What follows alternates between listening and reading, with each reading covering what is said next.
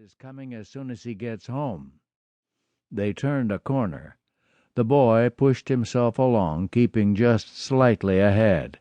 Hamilton saw an orchard, and then they turned another corner onto a dead-end street.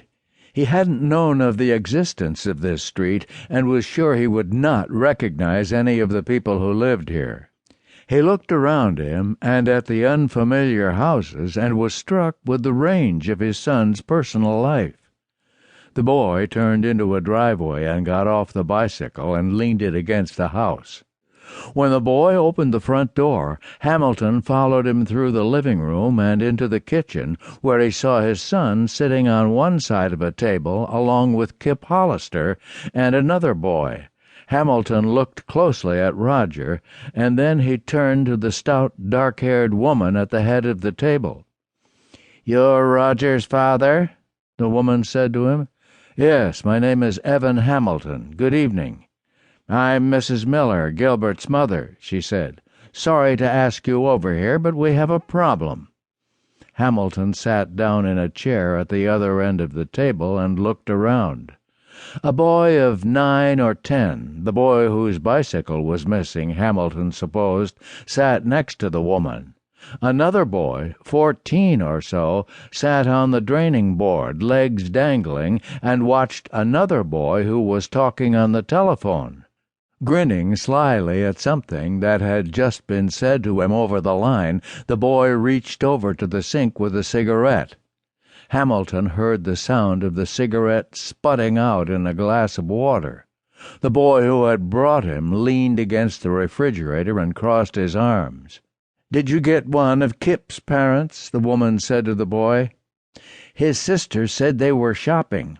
I went to Gary Berman's, and his father'll be here in a few minutes. I left the address." "Mr. Hamilton," the woman said, "I'll tell you what happened.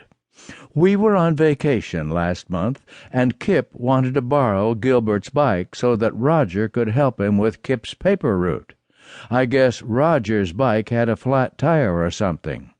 Well, as it turned out, Gary was choking me, Dad," Roger said. "What?" Hamilton said, looking at his son carefully. "He was choking me. I got the marks." His son pulled down the collar of his T-shirt to show his neck. "They were out in the garage," the woman continued. "I didn't know what they were doing until Kurt, my oldest, went out to see." "He started it," Gary Berman said to Hamilton. "He called me a jerk." Gary Berman looked toward the front door. "I think my bike cost about $60, you guys," the boy named Gilbert said.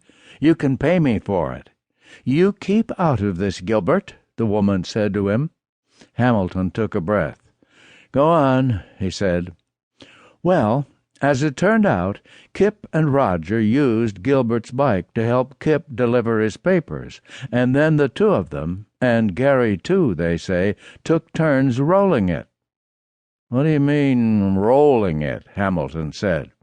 "Rolling it," the woman said, "sending it down the street with a push and letting it fall over.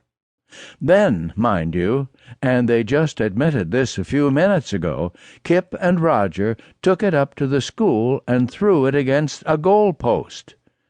"Is that true, Roger?" Hamilton said, looking at his son again. "Part of it's true, Dad," Roger said, looking down and rubbing his finger over the table. "But we only rolled it once. Kip did, then Gary, and then I did it." "Once is too much," Hamilton said. "Once is one too many times, Roger. I'm surprised and disappointed in you. And you too, Kip," Hamilton said. "But you see," the woman said, "someone's fibbing tonight, or else not telling all he knows, for the fact is the bike's still missing." The older boys in the kitchen laughed and kidded with the boy who still talked on the telephone. "We don't know where the bike is, Mrs. Miller," the boy named Kip said. "We told you already. The last time we saw it was when me and Roger took it to my house after we had it at school. I mean, that was the next to last time. The very last time was when I took it back here the next morning and parked it."